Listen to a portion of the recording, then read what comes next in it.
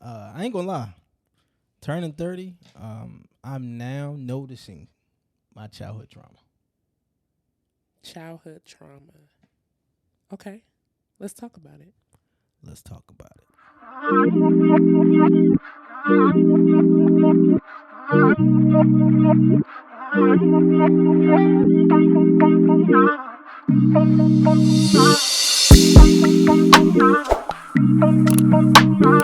Okay, so I think, like you said, now that you're turning 30, Mhm. right? You're noticing your childhood trauma. And I think I'll say for myself, in regards to a topic like this, it's recognizing that as you get older, the older you get, there are certain things that happen in your life. And I don't necessarily want to utilize the word triggered, Mhm. but there are things that kind of awaken you to things that might have started a long time ago. Okay. Like what? Like if you had to really look at it as an adult, there's some defining moments that remind you of stuff that when you really start to unpack it, which is something that we're doing on this podcast, when you start to unpack the bag of who you have become as a person at 29, you can kind of pinpoint some things that come from childhood. Like, why are you insecure? Or why are you afraid of rejection? Why do you feel like people are going to abandon you? Why are you a people pleaser? Why are you, why can't you tell people no? Why are you so focused on making sure everybody's happy and excited, and even if it's at the expense of yourself? Yeah. And there are moments like this that I think the older you get, you start to identify that that's not something that just came out of nowhere, right? Your desire for success or your desire for, levels of income, that stuff doesn't just come out of nowhere. Of course, there's ambition, but some of that stuff is childhood related of Oh how yeah. you grew up. And, of course, we always talk about environment, right? You talk about the environment that people grow up in and how those environments shape who you are. And I think when you use words like trauma, most people focus on like, oh, did something happen to me when I was a kid? Not realizing that you could have had what you consider a really, really incredible childhood, and which we both agree that we did. I, But there are some areas that the older you get, you kind of are more awakened to as an adult what you were experiencing or what was happening within your family when you were a child. I'll say this.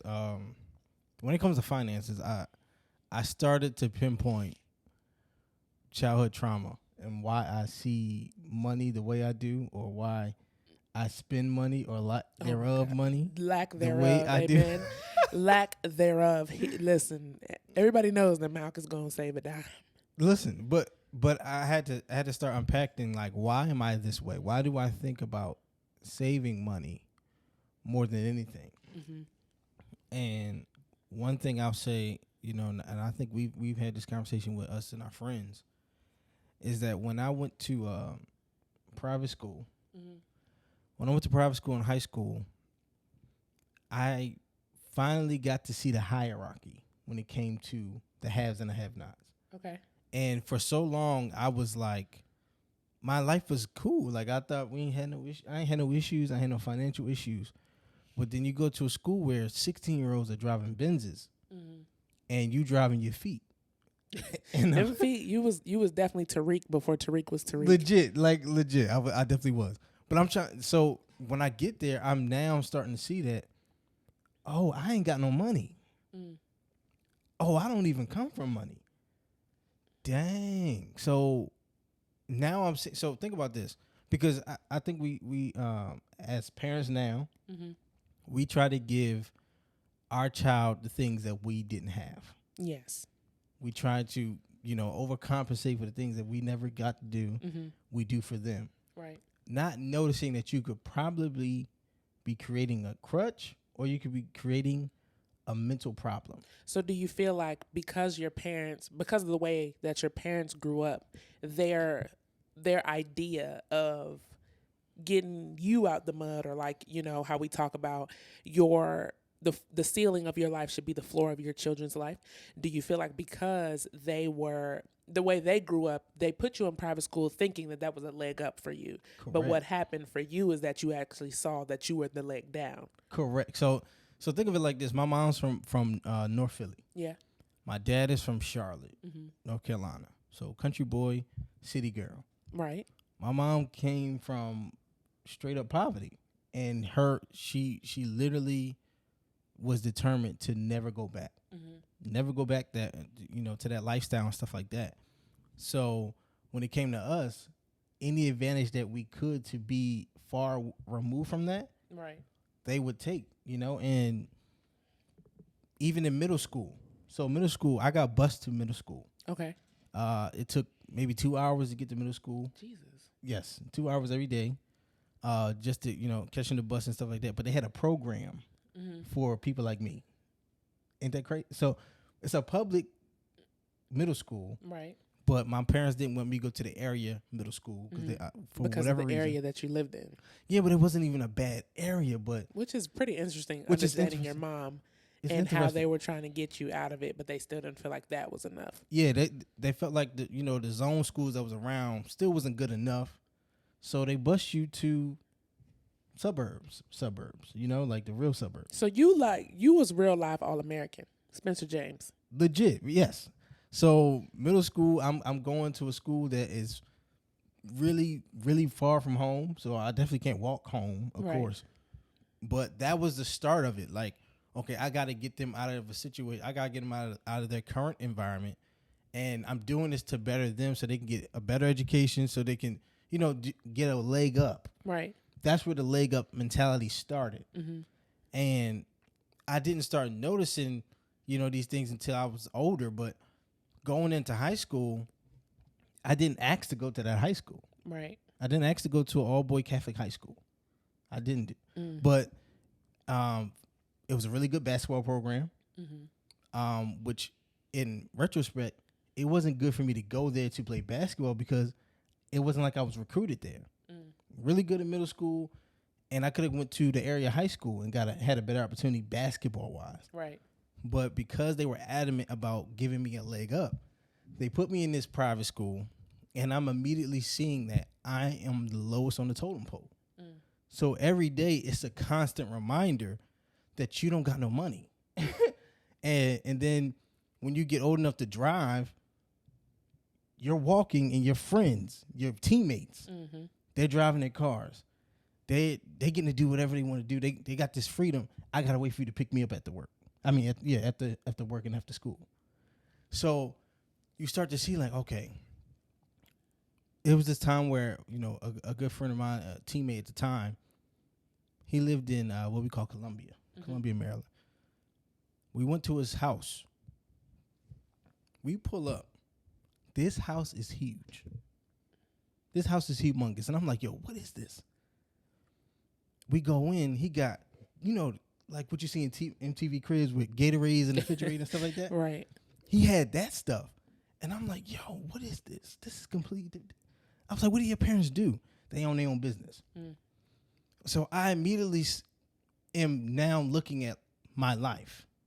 And this is for parents, if millennials and parents, that your parents right now, and you're trying to give your child a leg up, not knowing that you could be really killing their ego at the same time. You see what I'm saying? Like you could be putting them in a position where they're comparing themselves all the time.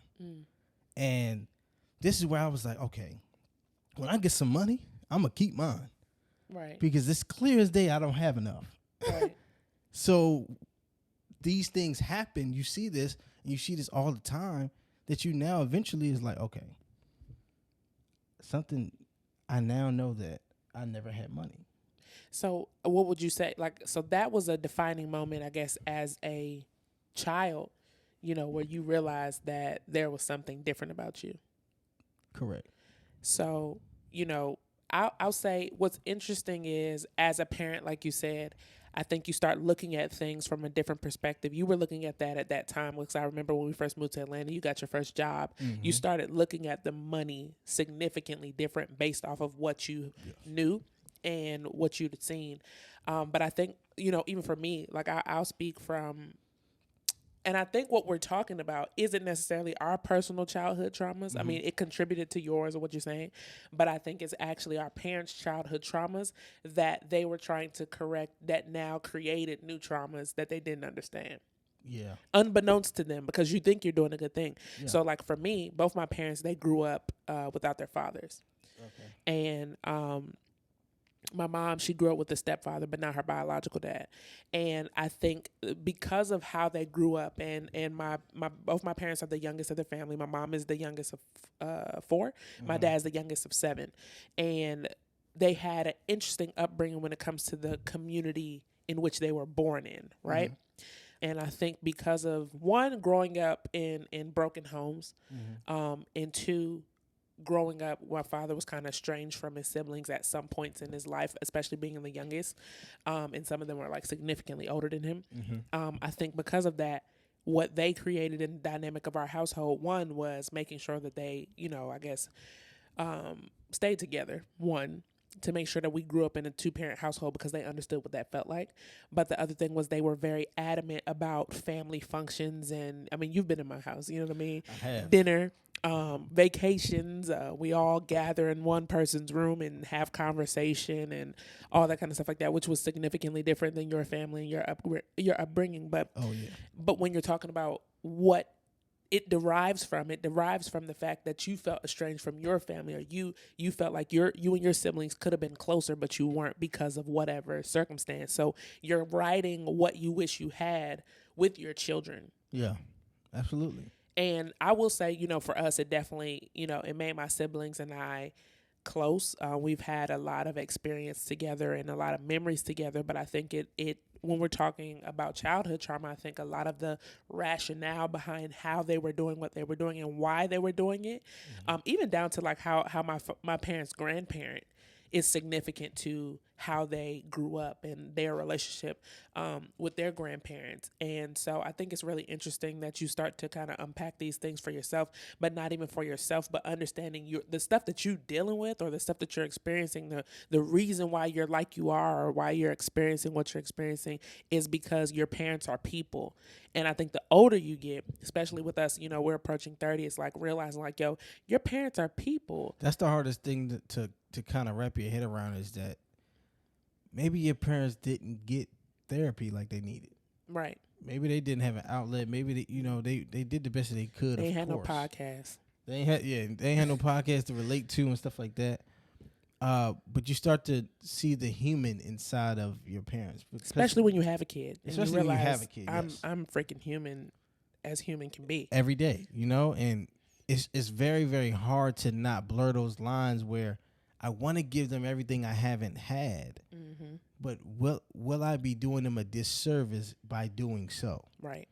And one of those experiences for me, definitely, it showed me, like, I mean, I couldn't even get my license because we didn't have a car that didn't have a check engine light on, and it's not to say that, I lived very comfortably, right. And that's why it was so shell shocking to me, because I had never wanted for money. Right. But now you put me in a situation where it's a clear hierarchy that creates so many mental battles with somebody that is like a teenager. Yeah. That they're always like, yo, well, what the heck? So like, what would you say? What would you say was, how did that shape you as an adult? Like, what are some things that you would say kind of like, because of this, I'm like this now? Well, I've never been materialistic. Okay. So things and, buying nice stuff and stuff like that was never something that intrigued me. I was always about how much money can I keep and how much money can my money last me. Okay. I was always thinking like that. I was thinking kind of with a wealth mindset from a really young age. But it even heightened even then, because I saw that these people, they own businesses, like their families own businesses, and that's why they were so well off financially. And I'm just thinking, I hadn't asked nobody how they got successful, but I was just thinking like, man, they had to have not spent all their money for sure. Right, for sure. That's why they have so much, at least. And that's not to say that your parents were spending it all. No, they weren't spending. There wasn't a surplus. See, that's the thing too. That contributes to the mentality. My parents didn't spend money on anything really either. They're very conservative people. They live a comfortable life, but very conservative and not materialistic, per se. At least I know my dad isn't. My mom, she can shop a little bit. She can shop a little bit, but my dad was very, very seldom when it came to that. And you are 100% your father in 90 plus ways. That stuff shapes you, and you don't even know it. It's shaping you and how you see money, how you see the world, really. Nah, facts. So I mean, but for you, what was some things that you kind of started learning at 30? I think at 30, one of the biggest things was realizing that I had a problem with standing up for the things that I wanted. Explain that. That's the cute way of saying people pleasing, right? The cute way of saying people pleasing, which is, I think sometimes there's such a negative connotation to it, but the truth of the matter is that when you're a people pleaser, it's because you don't want to disappoint people. You want all people to feel good around you, and when they're with you, it's a great time, and they love your energy, they love your being in your space because of how they feel when they're with you. But it also contributes to a lot of problems because you have difficulty telling the truth. Mm-hmm. And it's not that you're a liar, it's that you won't say what's necessary.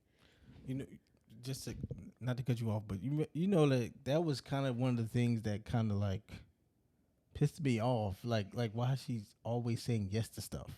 I just want to help. And because we're so different. It looks like on the outside looking in, it looks like, oh well, Malcolm don't want. Right. No, it's not that. It's just she says yes to everything.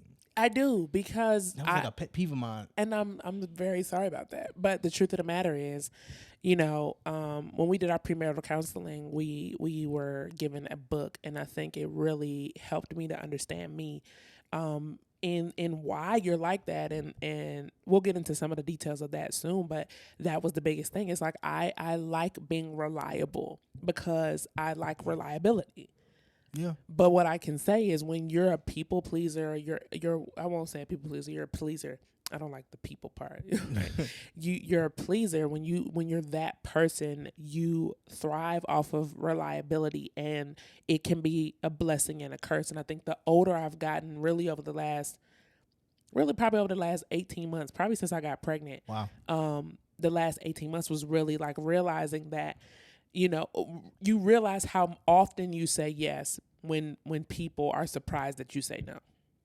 Yeah, 'cause I think what it makes you susceptible to is people taking advantage of you. And I think, since we've been together, I've seen that. Like, I've seen people know that Brittany got it. Brittany got it. Brittany's reliable. She'll take care of it, and they take advantage of that part of you.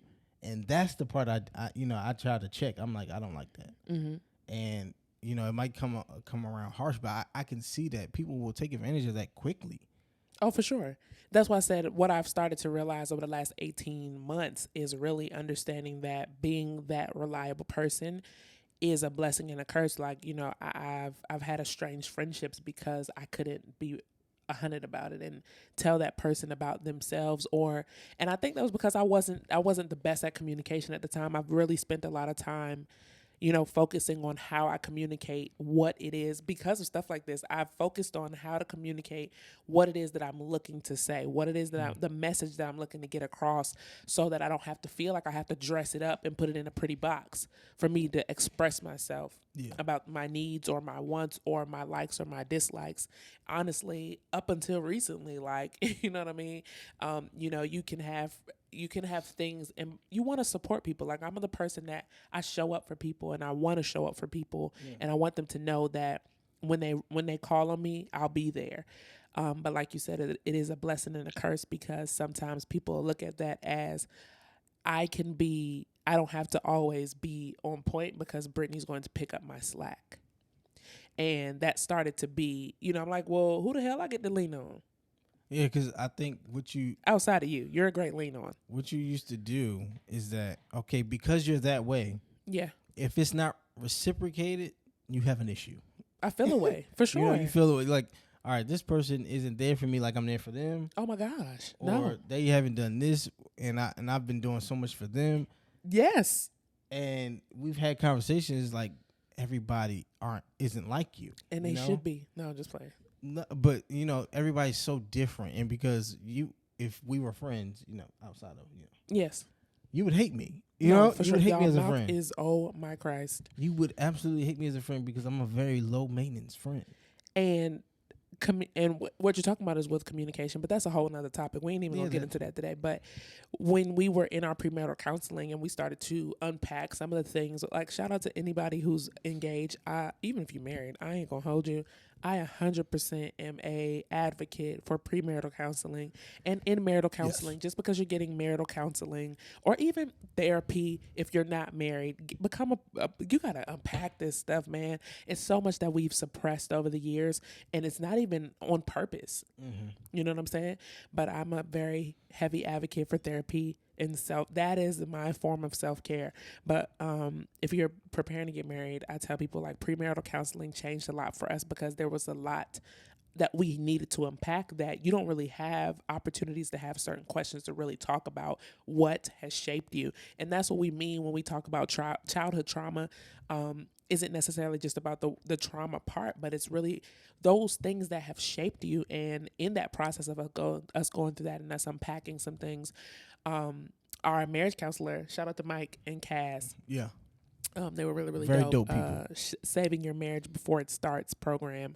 But one of the things that he was telling me based off of the conversation we were having one time is that you need to read this book called How We Love. And in How We Love, it talks about these 6 different love styles. And the dope part about it is talking about there's some moment in your life when you're young as Jax that defines and shapes how you love, show love, or want to be loved. And I think we should unpack that, John. All right, well, let's talk about that. Okay, so let's talk about it. Let me pull out my notes. Guys. So this joint is so super dope, and there's a quiz. We'll put it in the notes of the pod, where you guys can kind of get access to this and take the quiz for yourself to find out who you are. But I'm gonna break them down in a short version. So there's 6 different love styles. Okay. You have the avoider, the pleaser, the vacillator, the controller, the victim, and the secure connector. Obviously, the secure connector is the person that is whole. Okay, they're the ones that are just good with this whole thing. Okay. All right, so I'm gonna break this down. The avoider. Let's see. Talk about it. Okay. So the avoider. Avoiders come from homes that are often low in affection, but place high value on independence and self-reliance. Avoiders grow up learning to take care of themselves. To deal with the anxiety of having so little comfort and nurturing from their parents, they have learned to restrict their feelings and suppress their needs. As adults, avoiders can seem emotionally distant or unengaged. Wow. So, are you an avoider? You're the person that says stuff like, I'm usually fine, and when something bad happens, I try to get over it quickly. In my family growing up, we rarely discuss personal concerns. I'm usually the happiest when others are happy and don't want a lot from me. Low maintenance friend. I think we're identifying a person in the room. I don't really think about my own feelings and needs very often. I don't really miss my spouse or family if I'm away from them for a while. Wow. I need my space. We love our space. So it's safe to say that you're an avoider. Yeah, I mean, we took the test, and I was definitely an avoider, but we'll get to that. You want me to read them all? Yeah. Okay. No, read a few more. Okay, bet. All right, so the pleaser, and I've already told y'all that's me, so we'll just go ahead and so based off of what I said, right? Pleasers usually grow up in homes with an overly protective or angry, critical parent. Pleaser children do everything they can to be good and avoid troubling their reactive or anxious parent. These kids don't get comfort. Rather, they spend their energy comforting, caretaking, and appeasing parents and siblings. As adults, pleasers tend to continually monitor the moods of others around them and try to keep everyone happy. Eventually, they can become resentful, but rarely know how to express their own difficult emotions or ask for what they want. So you're a pleaser if these kind of things are what you say. For most of all my childhood, I could have been described as the good kid. I feel very upset if someone is upset or annoyed with me, so I'm very good at keeping peace. I seek connection and avoid rejection by anticipating and meeting others' needs. Conflict makes me uneasy, and I prefer to deal with disagreements by giving in or making up for it quickly and moving on. I have difficulty confronting or saying no, and sometimes it makes me less than truthful. The pleaser. The pleaser, guys. And All we're right, gonna just one I'm more. about to say skim one more or something like that. All right. Do you want the vacillator or the controller? The controller. All right. Let's go with the controller. Controllers need control to keep the vulnerable, painful feelings they experience during childhood from surfacing in their adult lives. Having control means having protection from the overwhelming feelings of fear,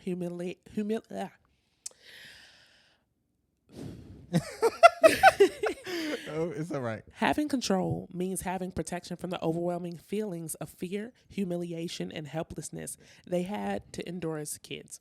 Anger is the one emotion that is not vulnerable. So intimidation and anger are often used to stay in charge. Control may be highly rigid or more sporadic and unpredictable, but controllers rarely realize the real reason they need to be in charge. They rarely have compassion for themselves as to the suffering they endured as children, and therefore minimize the impact of their childhood trauma and its effects on their adult relationships. So controllers are people that say things like, no one protected me from harm when I was growing up, so I had to get tough and take care of myself. Life has taught me to either be in control or be controlled. People would probably describe me as intimidating.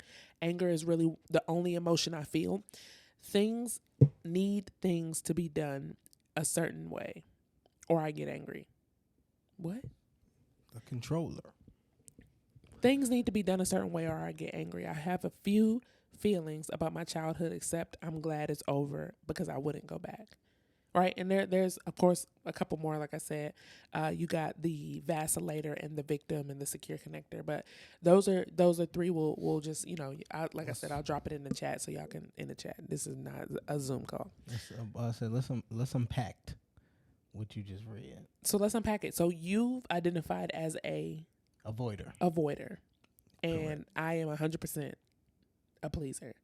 But what happened in the book was they really were pinpointing moments in your life as a child that might have happened because, I'll let you go first. As an avoider, you talking about coming from a home with a low affection, kind of, I guess, break that down. Yeah, I mean, I come from a family, so hugs and kisses and stuff like that wasn't really big in my household. Until you got older, because your mama love a good hug. Yeah, it's weird now, though. It's weird. It's like, because you didn't ask for a hug when I was, in middle school and high school or even elementary school. We didn't embrace like that. Right. And then for my father was always there. Thankfully, my father was always around. He was always in the house, but he was always supportive. And my mother, they showed their love through support.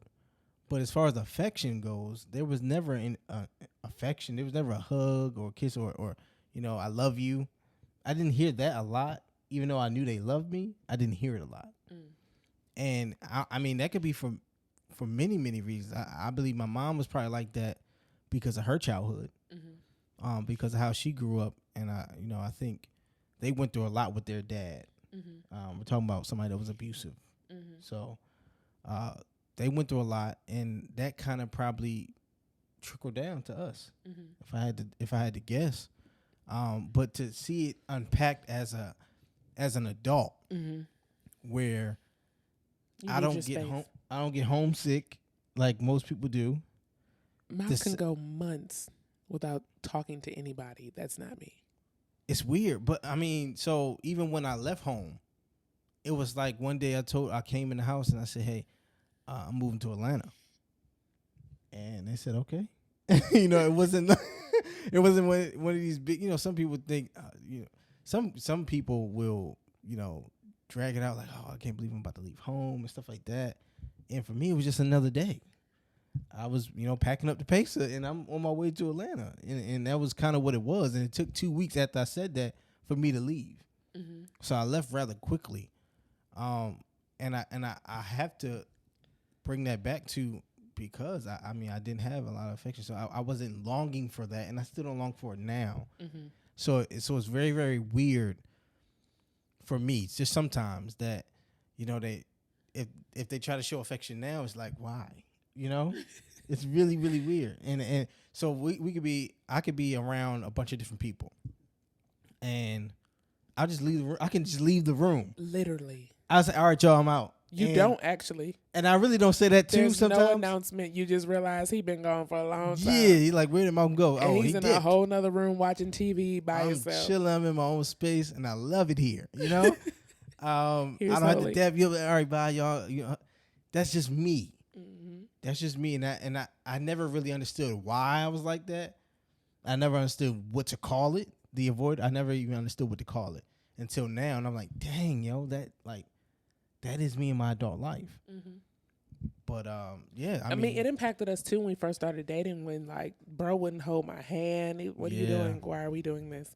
And I was just like, bro, like you just not going. Yeah, I wasn't. Because I grew up in a very affectionate home. Like my parents are huge on hugs and I love yous and all that stuff and being together and y'all had dedicated family time and stuff. Yes, like we this had stuff family I thought dinners. was so weird. Like I'm like, y'all do what? Y'all watch movies together? Yes. What is that? On Sundays, my mother would cook a big breakfast and we would have brunch and then we would all gather on the couch and watch a movie together. Maybe a couple movies. I didn't do that. I literally got my food, went to my room, watched TV, chill. That was me, Yes. So it's definitely been an interesting, I would say, adjustment for us collectively because I am the person that likes, you know what I mean? Like even now with our son now, he's like eating solids and stuff. Like Caden would prefer to eat with us at the table than he does, He wants to eat what we eating anyway. Yeah, that's so because of that, it's like, yo, let's sit at the table with him and it helps him now process this is time for dinner. Yeah. Time for dinner. Yeah. All right. So in the pleaser, you want to read this? Okay. Pleaser children do everything they can to be good and avoid troubling their reactive or anxious parent. Did you is that like walking on eggshells type stuff? So the thing is, they say like overly protective or critical, and I'll go with they say overly protective, angry, or critical. So my parents were very on the overly protective part. Like I'll explain that. Explain it. I mean, I was their first kid. They didn't know what parenthood was like. You know what I mean? So they were kind of on their figure it out mode. You was really sheltered then. I was very sheltered. It was all about school, church, some more. So I that's what I would consider overly protective just because I don't feel like I had the same exposures to certain things until I was kind of mid high school and then in college, of course, when I went away. But overly protective, but the other one is critical, and it's not critical. I won't use critical in a negative way with them. I mean critical in the space of like there are high expectations because you're setting the standard for your siblings that are coming after you. And so let me ask you this. Was it like pressure to always to be perfect because somebody's watching you at 24/7? 100%. And that's not just because it was for two reasons, because my father was in ministry and it was be mindful of what it looks like if you make any mistakes or if anybody would think anything differently than what you're doing or whatever, or if anybody saw you making a mistake or you talk about anything that, could be seen as detrimental to what he was doing. And the other thing was that I had siblings. I was the oldest of 3 children and that my siblings were watching me. So it was always be mindful of all these things because your brother and sister are watching you. Do you think, I honestly feel like that messed them up too. I was about to say, do you think they're telling you these things because, like when you mentioned your dad being a preacher, and he's telling you to, be on your P's and Q's pretty much? Definitely. Do you think it's because of what he does or because he was trying to parent you? I think it's both. Okay. And a lot of times you don't really even hear the do what's right stuff from your parents outside of the regular parent part. You hear it from people that are attached to what they're doing. right? So right Okay. before we moved to Atlanta, I remember there was a mother in the church. One of the church mothers sat me down and Church mother. Uh-oh. gave me some bread. I'm like, all right, bet. You go ahead and give me some money so I can get up out of here. You know what I mean? Because we gonna need it. And one of the things she said was, mind your father's ministry.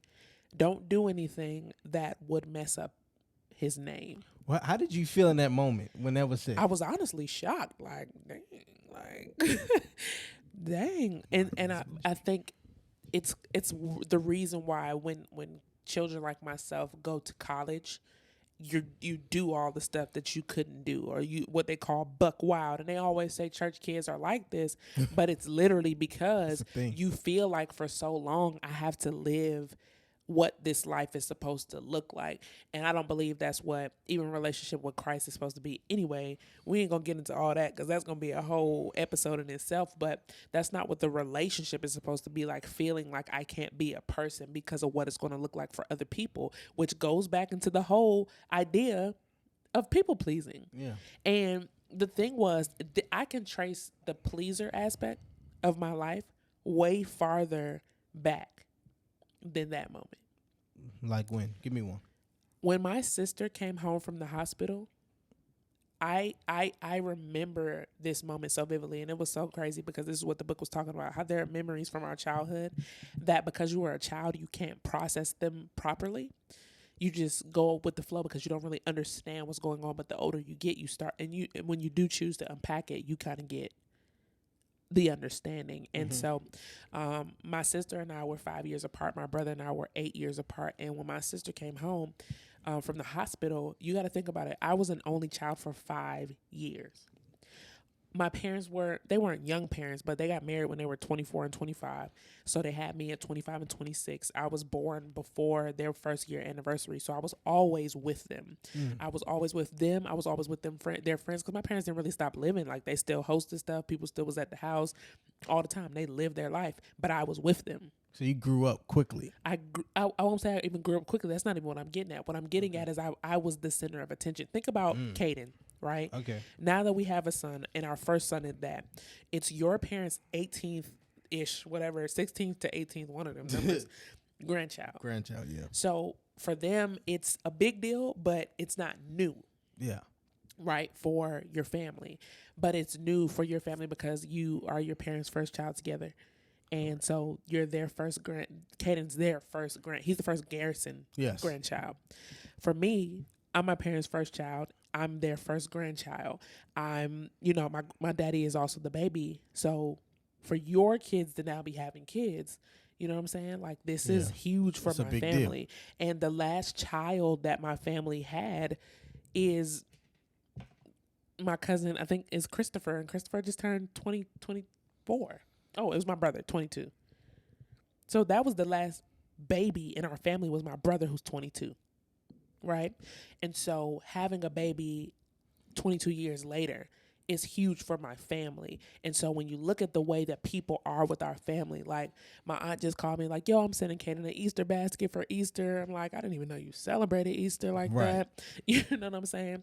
But there's so much care for our son. There's so much attention around him. So now imagine the same thing with me, because I was my father's first child. Right. My father was, I believe he's the only one of my grandmother's kids that have children that had a child, one in wedlock, like had a child when he was married. Yeah. So he was the first one. So I'm pretty sure that also had different, but my uncles had children so young. My dad was 25 at this point, 26 or whatever. So could you imagine the attention that was around Brittany as a kid? It's the first child complex. For sure. The first child complex for your baby at that. And so my point is getting at the fact, the same thing with my mom. My mom was the baby of her family. Her sister had kids, because me and my cousin, we're a month apart, but that was my aunt's fourth child, and I was my mom's first, and we're a month apart. Okay. My uncle had 4 kids already at this point who are grown. So my mom having a baby is just a big deal. Right. So there was so much attention around me because of that. So now you experience this for 5 years. You're talking about being an only child for so long that there was so much attention on me. So when that attention now shifts. Split. Yeah. It wasn't split. It was shifts. shifted. Because what you got to Okay. think about is when you have another baby, that the majority of the attention goes to the new baby regardless because they need everything.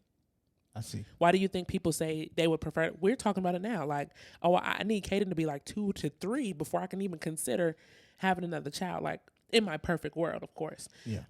You know what I'm saying? And so when you look at that, it's because I need my son, you know, who's now 10 months, going to be 10 months, to have some sort of communication, be able to help. You probably going to be in daycare by then or something. Yeah. So that I can actually put the attention on the other child, but who's going to need way more attention at that point. And so when my sister comes home from the hospital, all the attention went to her. Like all the people that I knew, my uncles and my aunts that would come to my parents' house to hang out with them, they was walking past me like I didn't exist. It happens immediately.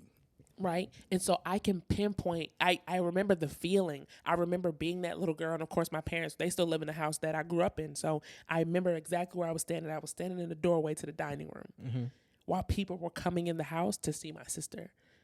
Now, I love my sister. I was asking for a sister and all this stuff like that. But I can't process that as a kid, that all the people that are used to coming to see Brittany were coming to see Amber. Yeah. And so that's where you start doing things to be recognized, which is what it now talks about. Look at me, or making people feel good, or doing the things that people can. Oh, Brittany, can you get that? Brittany. Now Brittany becomes this reliable Brittany at 5. I see. Okay, so you become this reliable person at 5, where now they're putting the expectations on you already at 5. Exactly. I got you. Yeah, I mean, this is stuff that you kind of start. Unfortunately, you start seeing when you get older, when you're out of the house.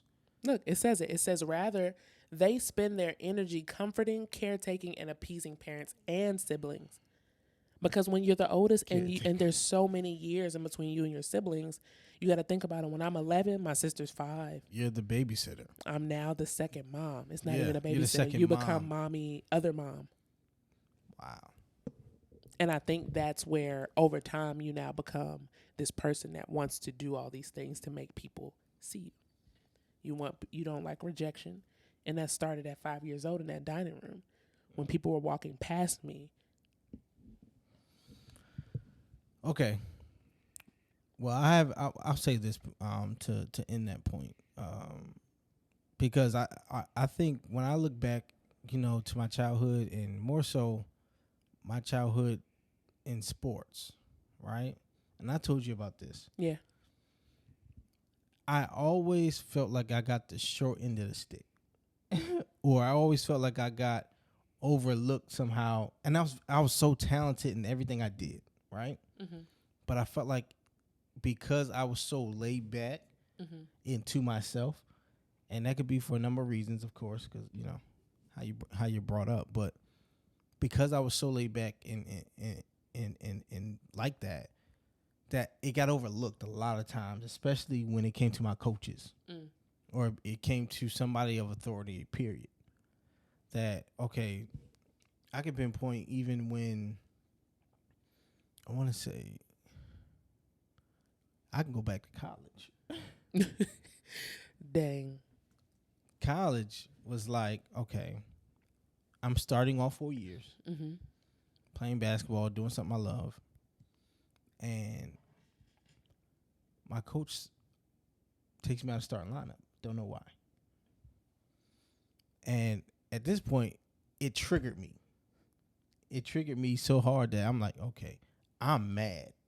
At this point, I ain't never been this mad before in my life. That's true. You were very upset. So this is how I know that I was triggered. And I had to think back to, okay, why are you so mad? And I kind of started noticing this then. I said, why are you so mad? It's because nothing I ever had or nothing I ever done was easy. I was always that underdog type. Even getting to college and playing collegiate basketball, that was a whole underdog story. Like, I didn't get recruited out of high school because we had a 15-man roster with 14 going D1 pretty much. I mean, really 10 going D1.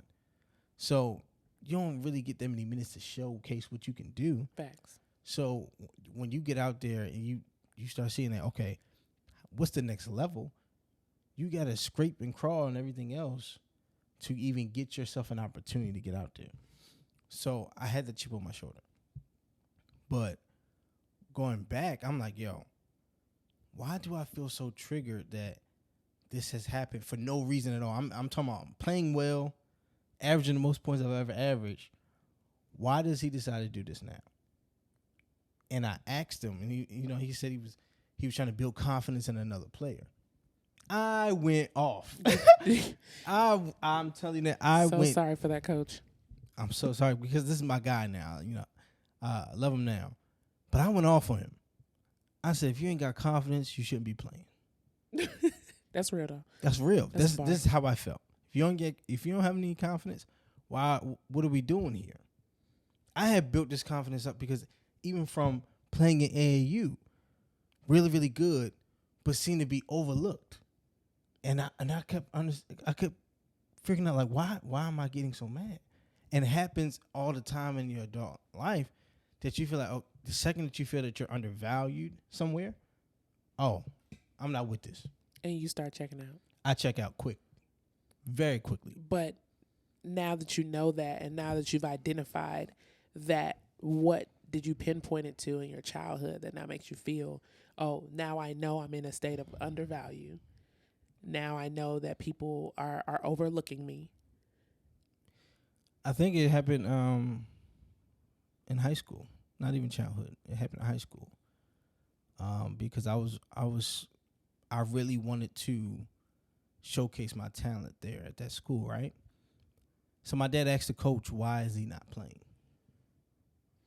And this is what he told me. He said, he's the most uncompetitive person I've ever met. And I'm like, what? I'm shell shocked to that. That was the excuse. I said, what? I said, from now on, there will never be a question of how competitive I am. Mm-hmm. So it immediately became I'm going to show you type thing. And that I can 100% say has carried along with you. Yeah, legit. Since I've known you. Legit. Like, because when I heard that, I said, I mean, really? That's what we're saying?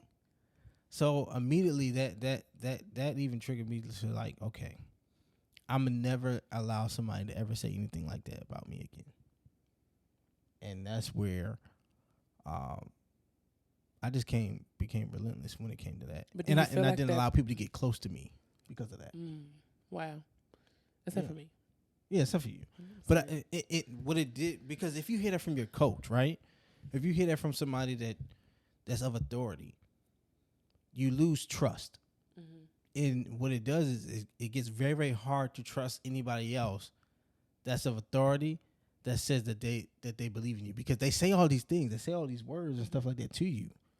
But when you hear that from somebody that has told you all these things, that they spoke all these things to you, and now they say that, now I don't trust you. So now, who else can I not trust? So now you have severe trust issues. Oh, crazy. Absolutely. So here's the question I'll pose, I guess, to wrap this up. Like, knowing what we know now, I think that's the theme question at this point. Knowing what you know now, what are some things that you would recommend to our listeners that are working on things or unpacking and, being able to say, these are the things that I realize are triggering me, but they stem back to these moments in my life that were very impactful, that I'm just now recognizing? Like, what would you now share with the listener or the person that's listening to this that we're doing, that you would recommend for them to do? I mean, as a man and as a black man in America, we don't take therapy seriously. I would recommend somebody, you talking to somebody, because sometimes we don't even know the trauma that we carry, and we don't know our toxic traits or anything like that. Mm-hmm. But anytime I think you feel triggered on something, there's obviously something underlying there as to why you feel that way. So I would suggest somebody, reach out to somebody to talk to. My preference would be somebody that's professional, but talking to your spouse, talking to, the person that you're closest to start unpacking some of these things that kind of shaped who you are, how you operate, and how you move throughout life can be very, very beneficial when it comes to you now transforming your life. So, life lessons. I would say, in regards to childhood trauma, it's important to learn about things like your love style. I honestly would say, if you're listening to this, get the book or the audio, How We Love, and really start to learn about the type of person that you are, why you love the way you love, or why you hate the things you hate. Why do you not like rejection, or why do you feel like people are going to leave you? And really start to understand, get a better understanding of yourself, because I feel like only then, when you start to really understand yourself, one, you feel better, because I think a lot of times you feel like, why am I like this, or why do I hate this, or what's wrong with me? But I think when you start to unpack this stuff and really start to break down and have a better understanding, you'll give yourself more grace, because you know that, okay, now that I've gotten here and I've acknowledged these things, this is how I can grow, this is where I can change, and this is where I want to change. Yeah. What would you say? My life lesson, I think, pinpoint these things earlier. You know, like, there's so many things that may happen in your life that may trigger you in some form or fashion, and it's important for you to kind of acknowledge it then. Yeah. And kind of explore it then, because we all have childhood trauma. Mm-hmm. We all have some things that happen in our childhood that kind of shape us as adults, and understanding that you are this way because of some type of thing that may have happened to you in the past. Mm-hmm. So it's important, and it's okay to explore why. Good or bad, explore it, because you never know, what the hard work could do. Yeah, I love that. Well, thank you guys again for tuning in to Let's Talk About It podcast, where we are unpacking the effects of the things that we deal with in life and how they shape us, millennials, as we are approaching, 30. Some of us are in our 30s and some of us are in our mid-20s, how these things are shaping us, how these different life experiences and life transitions shape us. So tune in next time, like, share, subscribe, tell a friend.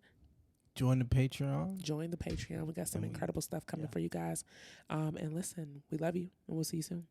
Follow us. Follow us. Malcolm _Garrison, 2 underscores. Yes, thank you for the 2 underscores. And then you can follow me at Brittany Donnell, and then you can follow our podcast at So Let's Talk About It Pod on IG. And then if you want to be featured as one of our questions, we didn't have one tonight because the baby is up. Yeah, the baby's up. The baby is up and he is crying, and we have to get upstairs now. But if you want to be featured as one of our questions on our podcast, you can email us at soletstalkaboutitpod@gmail.com. So again, we love y'all. We'll see you guys on the next